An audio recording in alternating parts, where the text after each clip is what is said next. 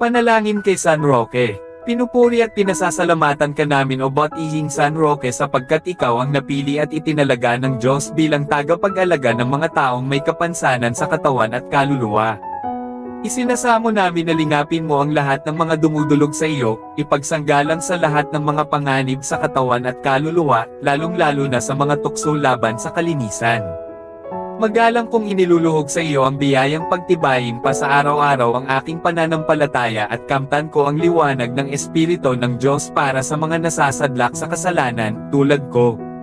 Saklolohan mo ako at ituon mo sa akin ang iyong batihing paningin upang mapaglabanan ko ang mga hirap ng katawan, puso at kalooban at nang sa gayon ay maging karapat-dapat ako sa mga biyayang nais kong makamtan sa araw na ito.